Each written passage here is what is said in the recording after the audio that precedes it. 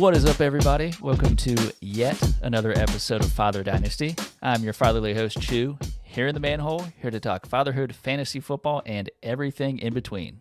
And with me today is a very special guest. You do know him. You've seen him before.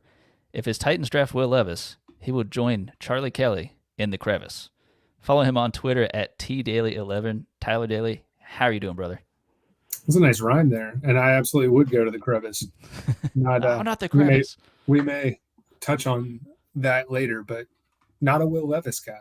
But things are going good. Excited to talk about the NFL draft. Can't believe it's less than 2 weeks away. I feel like we've been preparing for this ever since the clock hit zero on Super Bowl Sunday. So it's good that it's finally here, and just excited to see where some of these guys are going to go. And I'm trying to remember, where is it this year? Kansas City.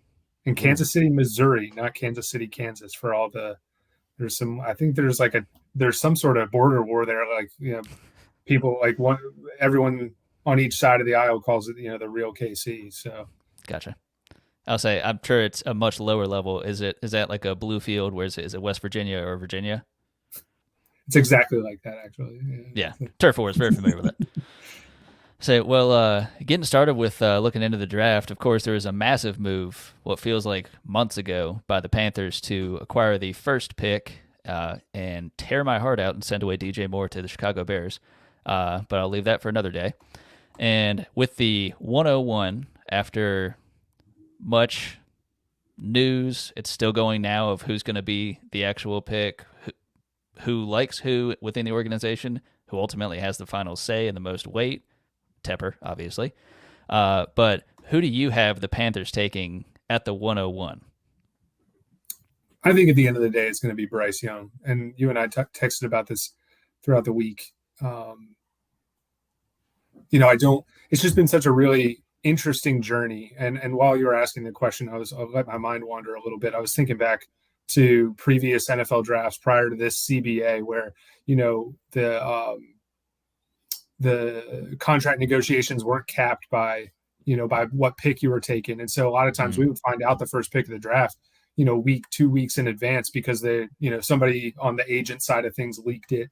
And, they were locking up guys like Sam Bradford to $55 million deals before draft day even came. So I was just sitting here thinking, I really appreciate how it is now and it's not always like this year to year, but this year in particular has been a lot of fun and kept me a little bit more engaged. One, because of the obvious of living in Charlotte and having an interest in seeing who the hometown team here takes, but also because we really don't know. And there's been little leaks like you referenced here or there. And, as well as anybody in our friend group that I like to follow the betting lines and everything. And so when Carolina traded up, we saw a huge swing. It seemed like a wealth of information towards them going for CJ Stroud, and some poor saps out there laid like minus 400 on CJ Stroud to go number one.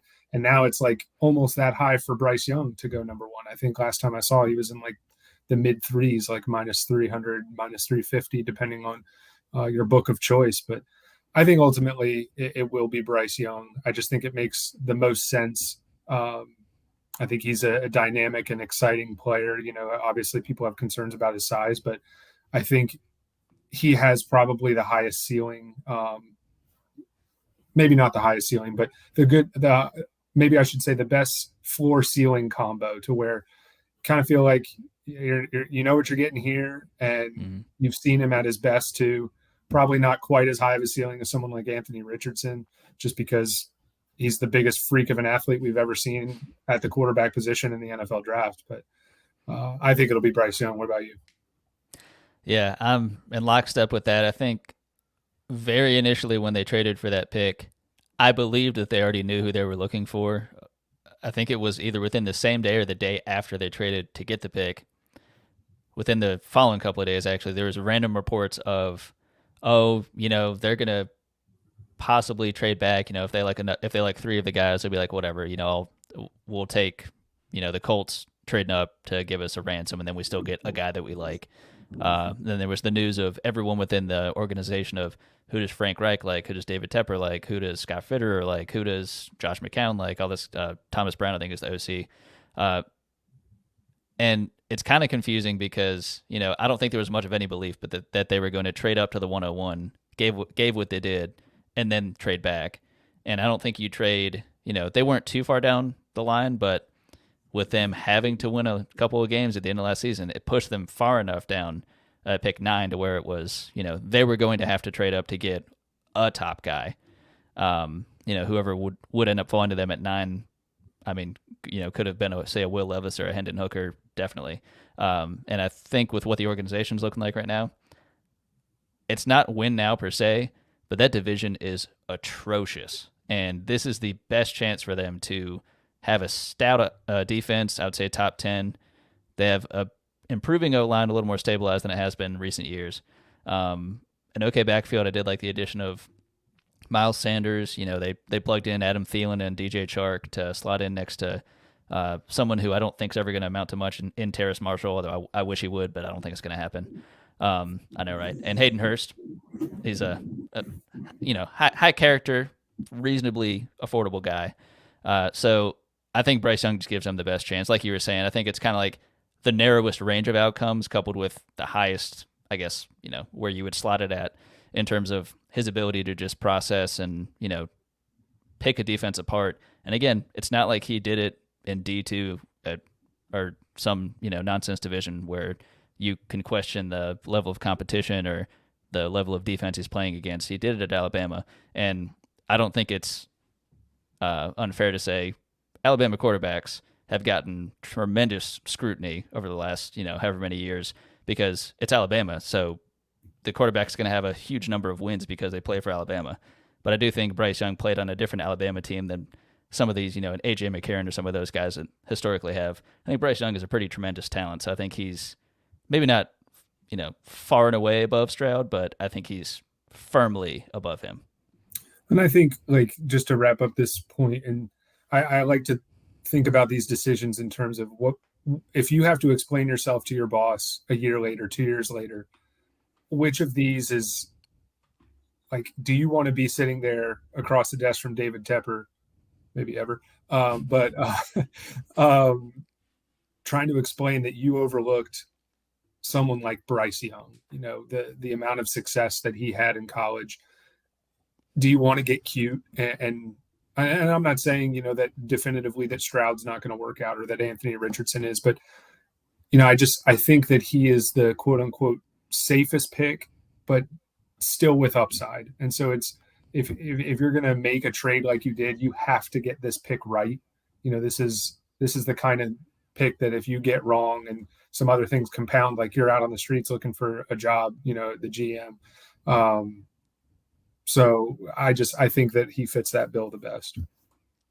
Yeah, and I think one thing, it's been kind of bizarre thinking about last year with how everyone perceived the draft going, especially with quarterbacks and how far everyone fell.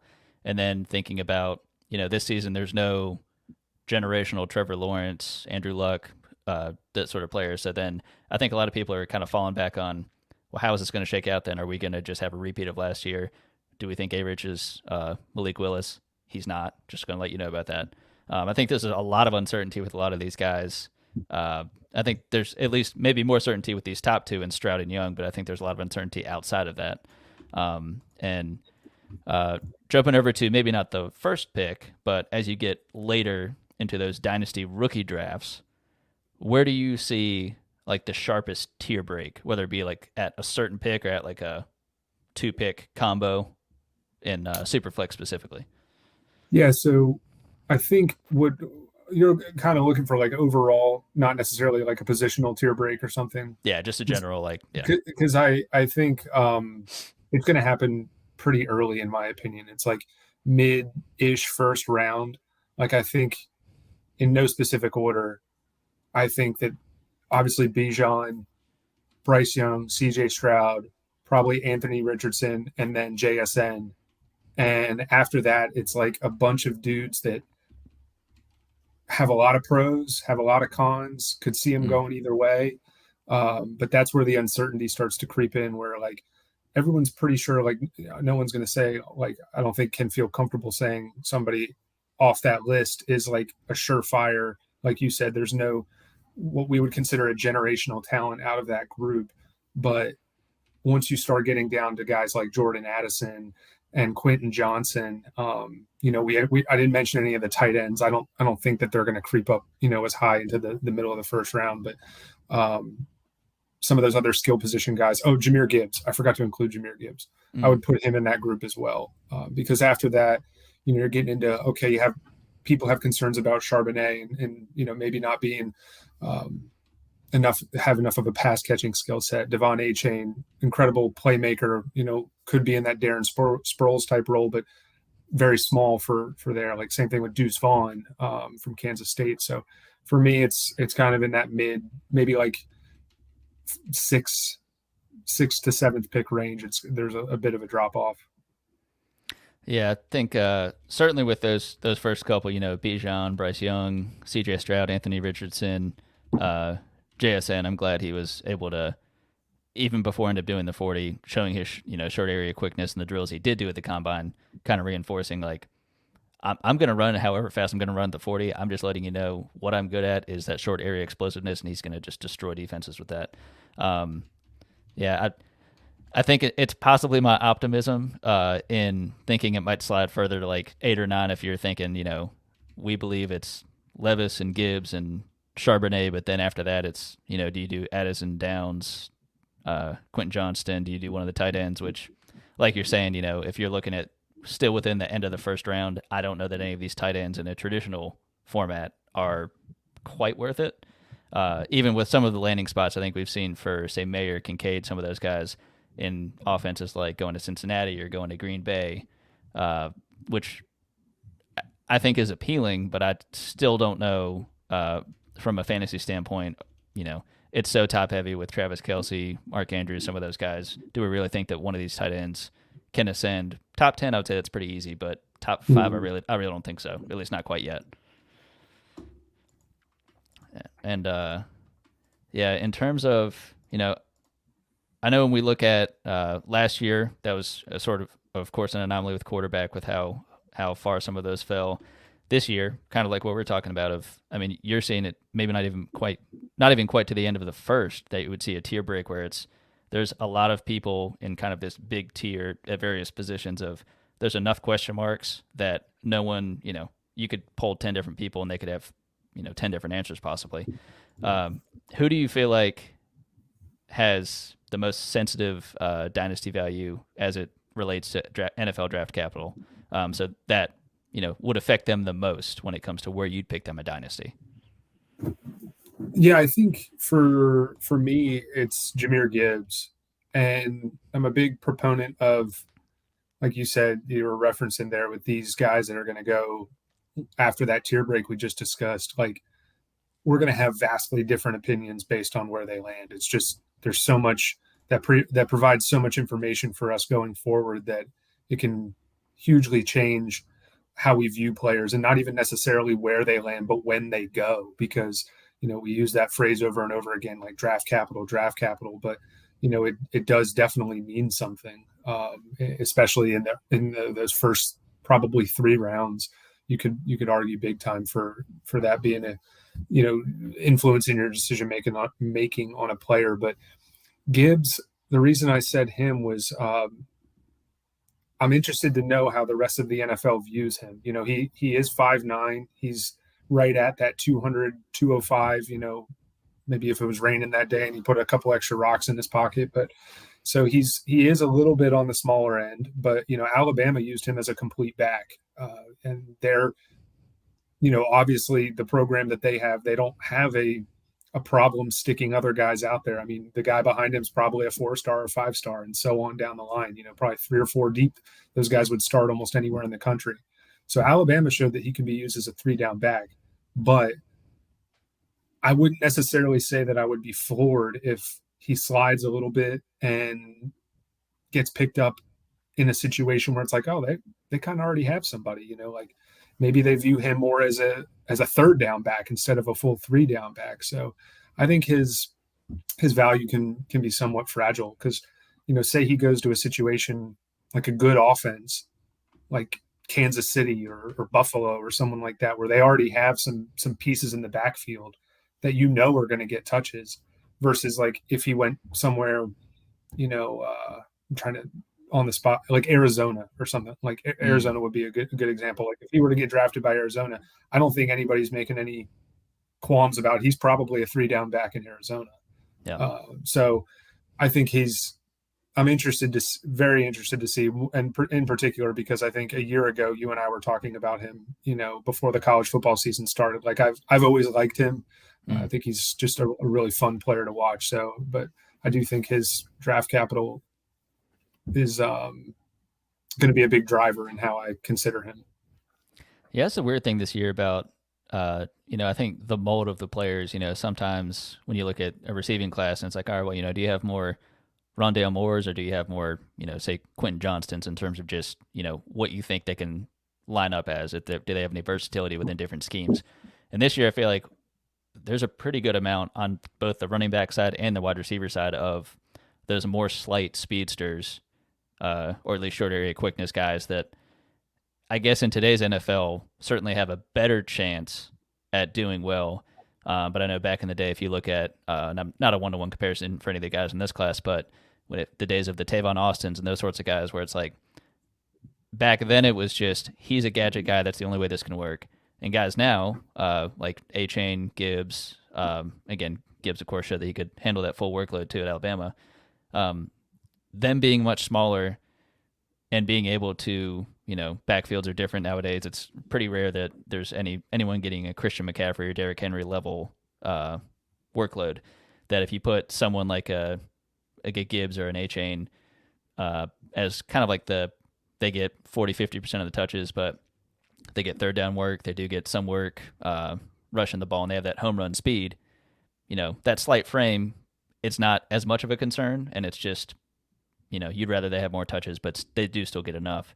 But someone who I'm going to go the polar opposite in the sense of size when we're looking at a player's dynasty value is I'm worried about Quentin Johnston, and I've never been a huge fan of him necessarily, but because that mold and that frame has me so concerned. I know some of the people historically I've enjoyed is just, I did like Christian Watson coming out of North Dakota State. I did like, I'll say a name that I'm sure people have long forgotten at this point, Mike Strachan, who ended up going to the Colts, is still on the roster, but that's probably not going to pan out for me. But Quentin Johnston, I was seeing some news today, this is as Sunday for the recording, that of the 17 invitees to, I feel like an asshole saying invitees like that, the 17 invitees to the NFL draft, he was not one of them. And I get it that of the 17 people you would want to invite, you want to make absolutely certain that those 17 people are going to be drafted to avoid that awkward situation. And with a lot of these wide receivers, I think there's some ambiguity basically after JSN. And I'm sure they don't want to, risk having someone who, with such variability in, a maybe more raw player, but, not a consensus. He's a first rounder. They don't want to bring him in. But I think that's pretty indicative of what the NFL as a whole thinks of not only Johnson, but this entire wide receiving core class this year. So Quentin Johnston, I'm nervous about him. But again, if he does get first round draft capital, people will still be nervous, but they'll at least be able to say, he's a first-round receiver. Maybe I can get him now and trade him on after him going to training camp and making an absurd athletic catch because that's what he can do. Yeah, and, I think people, like you were referenced in our group chat, talking about helmet scouting, both that can be used in a positive way, but also in a negative way. And I think people feel at this point some type of way about TCU wide receivers because, this is going, again, a few years back, even deeper than your Mike Strachan reference here, but like Josh Doxson, people were hype about Josh Doxson. That never panned out. It was like always waiting for the breakout. And then, more recently, Jalen Reagor. And so it's like, how many more times do you want to go back to the well with these TCU receivers? And somebody pointed something out to me, or I don't think it was, I might have read it like in a YouTube comment when I was watching some of his film, and pointed out how often he catches the ball with his body. And it's one of those things, like as soon as somebody said it, like I can't unsee it. Yeah. And I just wanted to throw that out there to see if you had heard anybody else chatter about that or whatever. But it's a lot of like catching it up here, and that just concerning to me. Yeah, it's almost like he's the anti George Pickens when it comes to. I think Pickens doesn't really get tremendous separation, but then he has such incredible hands and range that he can recover and he can make up for that and also make highlight catches. And then Quentin Johnston, despite his size and speed and everything, he can get bullied around surprisingly more than I expected. And also, but when he gets open, which can also happen with that size and speed, it's not always the prettiest catch necessarily. And if he's an absolute bully at that size, that'll work for long enough. But then once you go up against some of these cornerbacks and safeties in the NFL, it'll expose him to a degree, but I also think he could be maybe schemed in a way that he's not a gadget guy per se, but he could be, schemed touches as he grows that skill set. But I feel like if his instinct is to, not high point the ball and, be catching it with his body instead, I feel like when it comes to crunch time, I don't know how that's not your default if you've been doing it for this long of your career playing football. And I mean, I hope he changes that. I hope he adjusts it, but that was my biggest concern in letting him fall further down the rankings, and especially with the NFL draft, if he gets out of the first round, I really don't know what that's going to look like for Dynasty. Yeah, I have a question for you before we move on to the next point, because on that list you were talking about the invitees. Were there any other wide receivers on there, or was it just JSN? I have not looked at the list. I only saw that they specifically said he wasn't on it, which okay. Because and then point being, I wanted to ask you, like, how realistic do you think it is that we only get one wide receiver in the first round? Because not to skew your answer too much, but I think very. Yeah, I would say there's another guy who, aside from JSN, I do think someone's going to bite on Zay Flowers, and it still makes me nervous given his size and everything. But I do see a shade of Steve Smith, and I know people keep saying Antonio Brown, but I don't know. There's not many people that I'm ever going to compare to Steve Smith, just like that's a different human being just in terms of his tenacity and all that kind of stuff. But Zay Flowers is maybe the only other one I could feel like reasonably confident in saying that. But other than that, I don't know. Yeah, that's a good one. And I'm severely biased towards like either pro or con for ACC guys, just because I watch a lot of ACC football with us having gone to Virginia Tech, and like Zay Flowers is just one of those guys that like he pops when you watch football. Like whenever, like he just, even if he only has in that one game, maybe he goes like 4 for 60 or something like that. But he like, you notice him, like even if you have, you're just a casual football fan and you turn on the TV, you can tell he's like one of the best players, if not the best player on the field when you're watching. So I think for me personally, I always think that means something. It's like, what kind of impact, like, did you make just like without me even having to consciously pay attention to what you're doing? Yeah, absolutely. And then I guess kind of taking a step back and just looking at each position of the fantasy relevant positions and looking at the favorite for quarterback, running back, wide receiver, and tight end. So who is a favorite of, say, quarterback that you have that you'd want to talk about? Well, I feel like I kind of shot my wad probably on this in question one, but it's still Bryce Young for me. The more and more that I watch his film and just like think back to games that I've seen him play in, I'm a big fan of the guys over at Establish the Run, and like Evan Silva, one of the co-founders over there, he mentioned, like, I don't even think I've ever seen Bryce Young play a bad game. And I was sitting there thinking about it. I was like, that's actually just like a really good, very simplistic statement, and very true. Like, he's just a gamer. And, when the principal concern is size juxtaposed with, like you said, he did it in the SEC, in the best conference in football, against, defenses that are just loaded with future NFL talent week in and week out. I think for me, I think he's got to be my favorite QB in the class. Yeah, I feel like that's one thing that when I watch film on the different quarterbacks, that separated Young from Stroud. Because you can say the thing about Stroud in terms of he has the look. Like, he looks like, he has the frame, the build. He's athletic. He can move. I know he showed that in the Georgia game. But the fact that it took until the Georgia game for that to happen, I know it was still in a losing effort, but I feel like Bryce Young at any point in any of the games I watched never looked rattled. Mm-hmm. And honestly, for someone who does have his stature, his size, and in his mind is like, not that he's not concerned, but that he's always just focused and composed. I feel like that's more indicative of how he carries himself. And I think even not just, I'm trying to think, I can't remember if it was with a specific team and they were talking about it after the interview, it may have been the Panthers, of being blown away of just, how composed and how well spoken he was. I don't think it was necessarily just maybe talking about game film, but just kind of talking about, how he was able to, really get his thoughts across and, truly explain everything. And again, probably further showing, if you're sitting in a room of your potential future employers who could be the ones that are going to be paying you tens and whatever millions of dollars over your career, hundreds of $1,000,000 really, that's got to be a pretty rattling thing. And he's stepping in like he's still in the pocket in the SEC and just taking it in stride. So that's pretty incredible.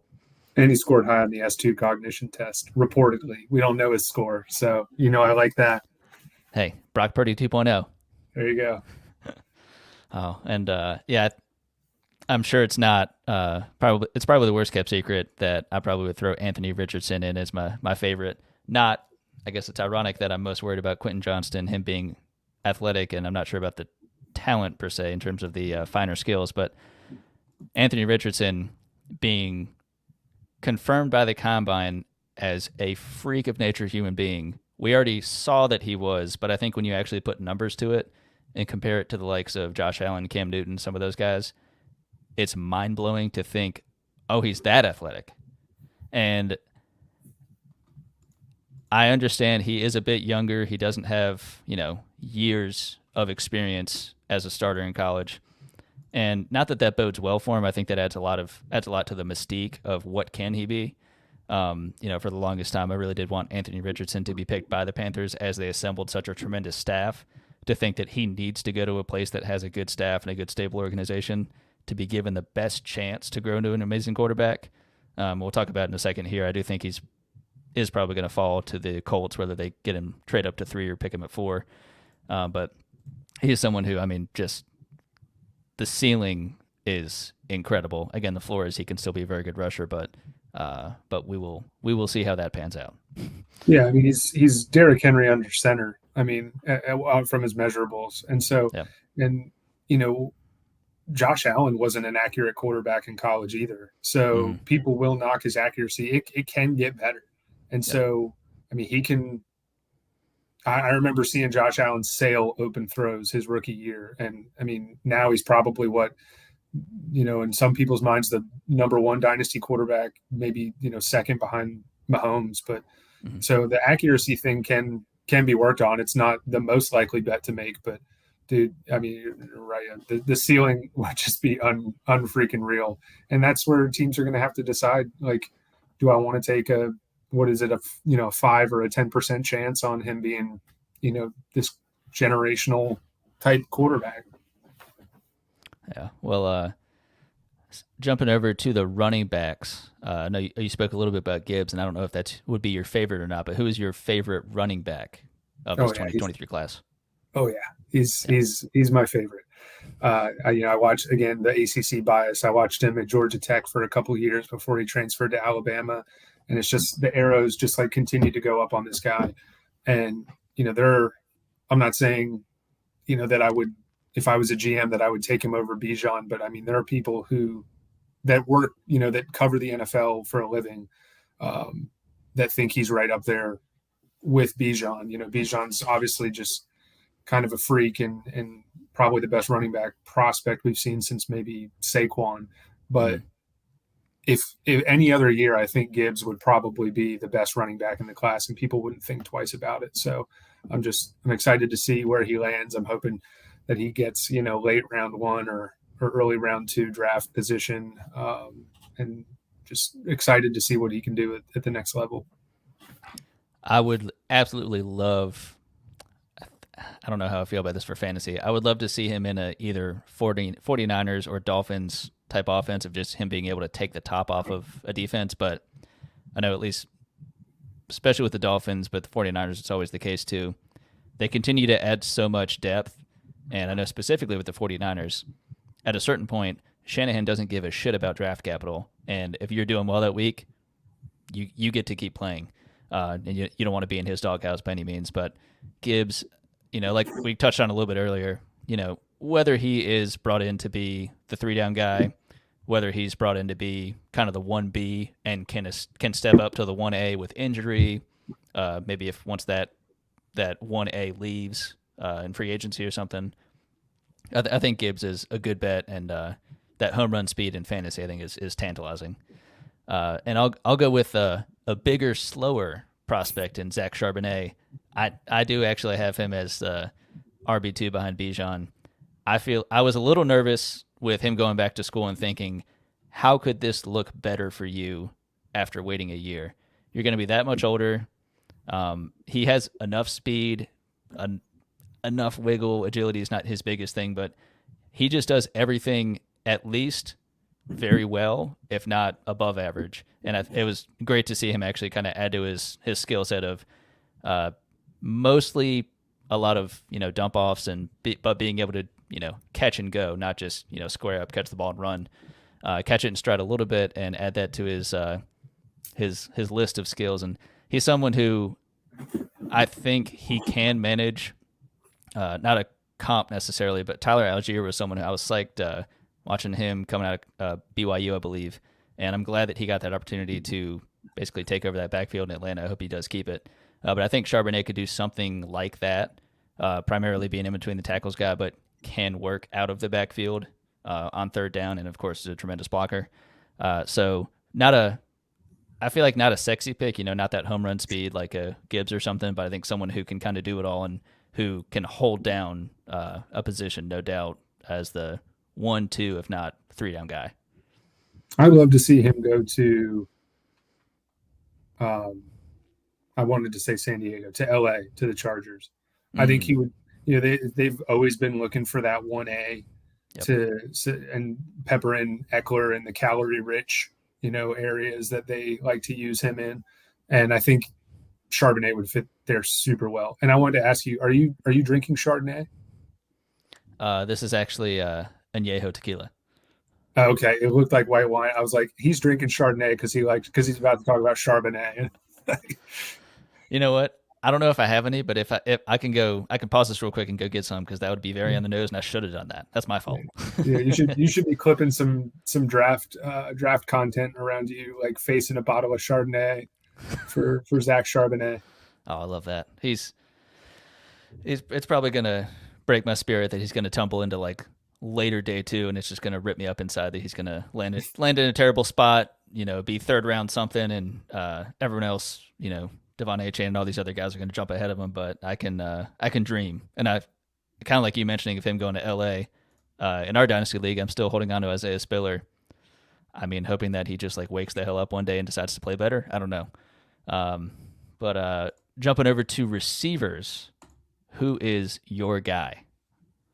Yeah, I think it's got to be JSN. I think he's just very clearly ahead of everybody else in this class. He's the only concern I think that you can really have with him is the injury history. He only has we do it to quarterbacks, so we should do it for other positions as well. He really only has 1 full starting year of data in college. Now he shined in a room was just chocked full of NFL talent, future NFL guys that are still at Ohio State and guys that are already in the league and shining, like Garrett Wilson and Chris Olave and the next big thing, Marvin Harrison Jr. So, I don't think you could go wrong with JSN. I think the thing that people will knock him on is everyone seems to have him pegged to be a slot receiver at the next level. And it's like, how high do you want to spend in round 1 of the draft to go get a slot guy? But, the NFL is it's structured differently these days. So, we're pass happier every year over year. So, I wouldn't mind spending, I don't think I want to see the Titans take him at 11 because I think there's just other areas of need, but they do need wide receivers. So I wouldn't be shocked if they take him at 11. Well, you apparently I guess you don't like Nick Westbrook and Kyle Phillips, apparently. Is that what you're saying? Yeah, I mean, those guys, replacement level guys. And, who knows what's going to happen. I think just Traylon Burks needs somebody else, to divert some attention away from him. So Yeah, and I think with JSN, I understand.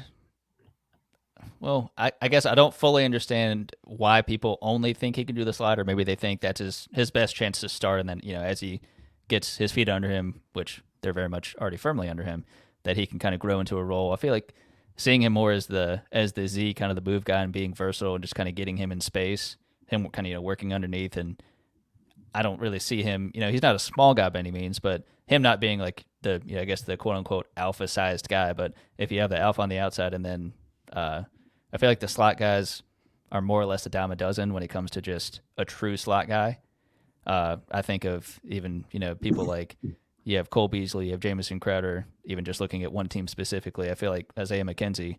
That's again just one team, but looking at how a lot of the slot guys are more replaceable. But when you look at the actual 1 and 2 guys, I feel like that's not necessarily the case.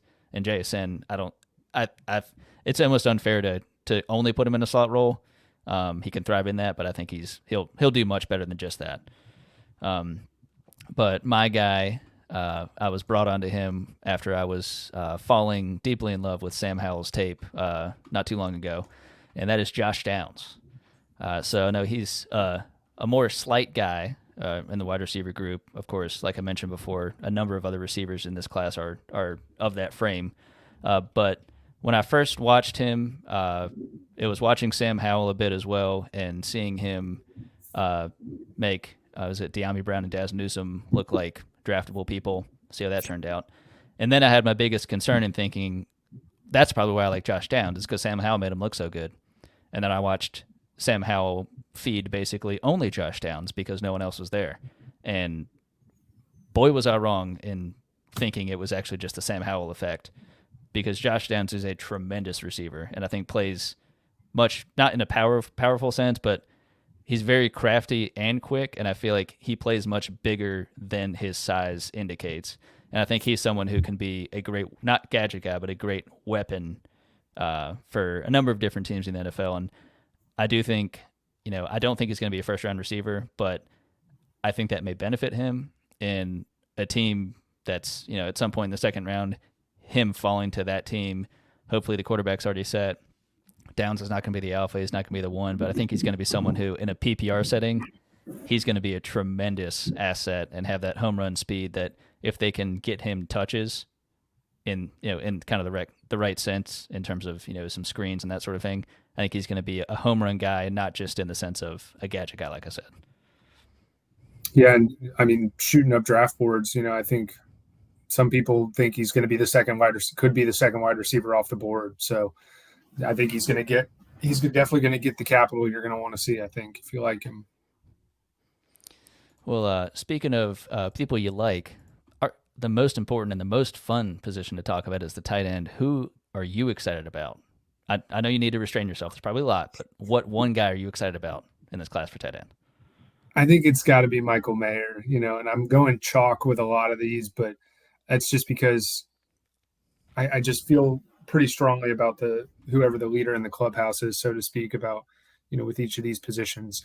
So Michael Mayer is just the complete tight end. I think he's where he might not hurt himself, but just overall may struggle in terms of being a fantasy producer, is kind of that George Kittle effect. Like, I think Michael Mayer is so good at football, just overall blocking, catching, everything that goes on in the offense, just structurally. Like, I think he's good enough to be your best tight end, your tight end one on the field at all times. But we see today, a lot of times you're running 2 tight end sets, and you kind of have that move tight end like Mike Gesicki, which somebody more like Kincaid reminds us of, Mm-hmm. So I think Michael Mayer will be somewhat inconsistent, but he's again, go back to the ACC thing. I know Notre Dame technically isn't in the ACC for football, but they play 5 ACC teams a year, so they're quasi members. Watched a decent amount of Michael Mayer, and he's just a damn good football player. He is a bully of a human being, but it's not. He never struck me as as quick or explosive, but he's smooth. He runs quick enough to be effective. He's, pretty smooth and agile considering how big he is, but that size does give him the chance to actually prove himself as a blocker and a willing one at that. And I feel like that's, while it's maybe not the sexier thing for fantasy, that does get him a chance to maybe like in a Pat Fryermuth sense of he's a capable blocker and he also has tremendous hands. So early on, as he's getting his footing, instead of having to wait till he's 24, 25 for a lot of the tight end prospects to really hit, uh, he can get the chance to be in there and be an effective run blocker and also work in the red zone and get pluck touchdowns here and there. So I'm in complete lockstep. Michael Mayer, definitely the guy there at tight end. Yeah, the comp I've heard that I think has influenced my thinking. I've heard over and over again people comparing him to Jason Witten, and that's a player that fits that bill, like what we're talking about. He's never Travis Kelce or Rob Gronkowski or what people want Kyle Pitts to be eventually. He's not going to be the guy that's busting off 60 plus yards downfield on it and smoking past a linebacker, but he can get open, and so that he can get open and he can contribute in other areas like you mentioned. So I think he's going to be on the field a lot. And by the way, I was able to actually finally find this of the 17 invitees to the NFL draft, obviously.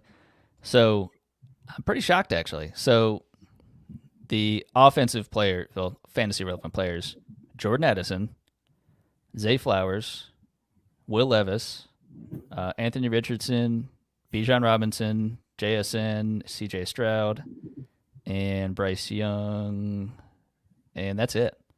I'm pretty surprised though that the couple receivers that I feel like a lot of the rumblings were Addison not falling, but I think I'd heard something about maybe going to the Chargers later in the first. But that's a pretty slim list. I feel like of those offensive or fantasy relevant players.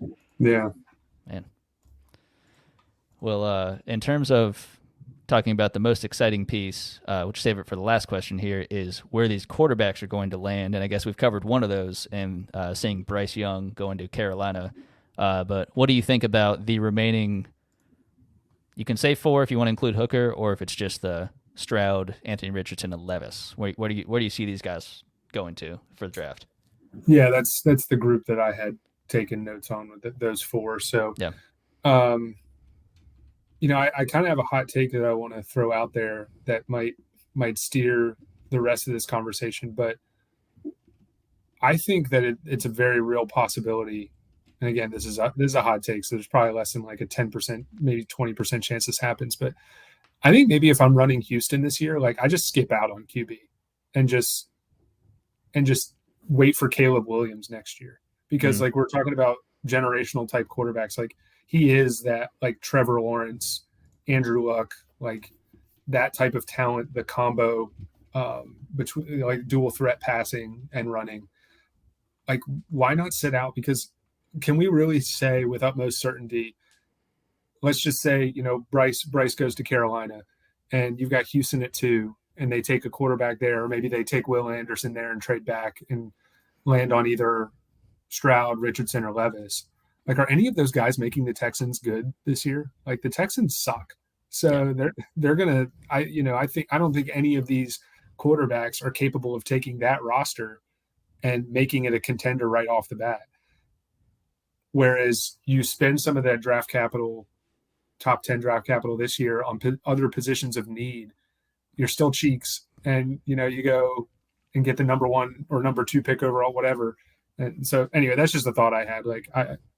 So point being, that influences my thinking to, I think I like Stroud to go to Indianapolis. I don't think that they're going to have to trade up. I know Arizona's looking for a trade partner to get out at number 3. I don't know who they're going to get, especially if the Texans don't go quarterback at number 2, because you and I had talked about this.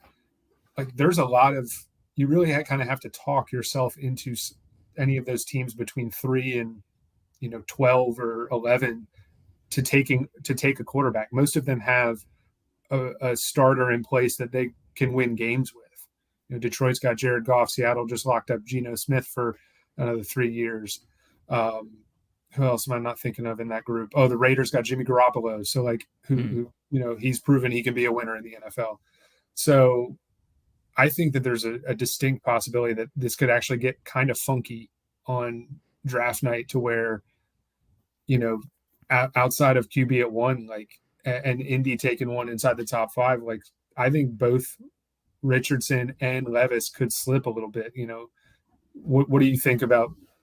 Do you think that's realistic at all, or do you think that these teams are just going to get aggressive and just because we've seen that? I mean, I always think of the draft where the Eagles and the Eagles traded up to take Carson Wentz, and the Rams traded up to take Jared Goff. Like those guys weren't popping on tape either, but it was just like they were the best quarterbacks available by the draft community standards. So I think every year there is, the teams just kind of talk themselves into, we got to take a shot on this guy. Yeah, I feel like it really does put the onus on a couple of those teams, like the Seahawks and the Lions and those sorts of ones where if they have the guy right now, but, maybe given age or that sort of thing, they're already thinking, but we do need to make for sure that, if we have this kind of draft position now, we don't expect to be worse than we currently are, but how much longer do we have with that quarterback, and do we want to get someone now? So I guess it's kind of what premium do they put on spending a first rounder, a top 15 first rounder, especially if they have to move up to lock up what is not necessarily a position of need at the moment. And they, in a weird way, for that pick to succeed, they basically have to have their current starter for 2023 gone by 2024. It's a weird way of like, we want you to be good enough, but we want you gone, so then our fan base doesn't come at to us with pitchforks because we wasted a first rounder, on a quarterback, and have a Jordan Love-esque situation. Not comparing Jordan Love to any of these quarterbacks, but have a guy who's just been sitting on the bench for a couple of years at this point. So, because to that point, I was thinking while you were talking, is like part of the benefit of taking them here is you get them on the cheap for so long, and then you have control over them as you move into the 4th and 5th years of their contract. So I don't think it's really an option for some of these teams to take one of these guys and sit them for a full year. I mean, you're taking a quarterback inside the top 10, like he needs your fan base and the people in your building, like he better be playing. Mm-hmm. Yeah, and I think I'd heard some rumblings of Houston maybe considering that, of if they're going to just go Will Anderson and figure it out. Again, whether if a quarterback falls, they can figure it out, or sincerely just not go quarterback and let the Davis Mills show continue, which I'm all here for because big Davis Mills guy. But currently, it's Davis Mills, and they signed not Brian Hoyer, Case Keenum, I think, as the backup. Nice. Presumed backup. So, a hot quarterback room, but they are also devoid of really following that quarterback battle on Twitter this offseason. Oh yeah, it's gonna be a lot of. Let's see. Oh well, they're throwing the ball to Bobby Trees, the shell of Bobby Trees, and Nico Collins, former 600. No, I always confuse him and Donovan Peoples-Jones for some reason for draft capital. But neither here nor there. Yeah, I would love to see that happen because it kind of mixes what happened last year with quarterbacks tumbling, but not tumbling so far that it's some unrealistic, some of these guys fall into 3rd, 4th, 5th. I do think these quarterbacks are good enough to, again, be picked in either the first or at worst early second if they fall. But I hope it's not, how it happened last year. But in terms of what I was thinking, without the chaos situation that you you put that evil on them is basically what you just did right there. I was still thinking Stroud to Houston, A-Rich to Indianapolis, and then I said Levis to Raiders, and I threw Hooker in there of going to the Titans. Probably not as a first rounder necessarily, but I don't think Willis is the guy, and I would love to see Hooker land in the situation. I thought Saints maybe, but I think Titans would be, a cooler pick. Again, playing for Tennessee at the end of his career and getting a chance to play for the Titans, I think would be just a cool story. But I can't wait to play this audio when that's the scenario that happens. So it's like chalk, and we can play the clip of me saying that, there's only going to be one quarterback taken inside the top 10, which is essentially what I was saying. So. Well, if anything, we've covered our bases. So if one of those things happen, as long as nothing, I don't know what the middle ground of that is, but yeah, if chaos happens, you got it covered. If basically just boringness happens, I got it covered too. There you go. Team Chaos. Oh man. Well, so yeah, we got just under 2 weeks to the draft. Looking forward to it, and I'm sure there'll be more news to come out. I guess I don't know if there's going to be any. Well, I guess there could. The only pick I'm thinking could be traded maybe is if it's like you were saying, if it's maybe the Cardinals. Though I don't know what leverage they have at this point, or I guess the Texans. Although just best player available and figure it out. So looking forward to that, and we'll have to get together, of course, and do a recap of the draft, and see what we think, see if we have any hair left after stressing out over where these people fell. But with the final word, guest, of course, gets it, and hit me with your shout, your quote, your cheers, whatever you got. So two things. Today is obviously April 16th, which is the anniversary of the tragic shooting at Virginia Tech. So thoughts and prayers with the families of the victims, and just always want to make sure that we remember those folks and talk about that event, because it's it's just such a tragedy. So I wanted to mention that with us recording on April 16th. And also congratulations is in order to also frequent flyer on the podcast, Jacob Ridgway, and his now no longer future bride, Katie Feeney. I don't think she's had time yet. I think they just landed back on the lower 48 yesterday, returning from Hawaii. So I doubt she's had time to legally change her name. If she is, I don't. That's not really my business. But anyway, congrats to those two. Jacob's a great friend, and glad to have Katie officially be a part of the family. Absolutely. Yeah, I appreciate you mentioning with that. It seems like it was so long ago with that Virginia Tech incident happening, but it really, honestly, in many ways feels like it was just yesterday. And yeah, talking about Jake, and as he would refer to her, Katie Feeney, go team, psyched for them. I'm sure they had a great time out in Hawaii, I think is how you say it. And yeah, looking forward to hearing some great stories, and I'm sure there's going to be a Hangover end credits level craziness that I'm sure they have pictures of, that maybe we don't need to see that. Just maybe hopefully they delete those for us. But yeah, Tyler, I appreciate you coming on, and looking forward to this draft and talking about it after. Absolutely. Already can't wait to be back already. Yeah, brother.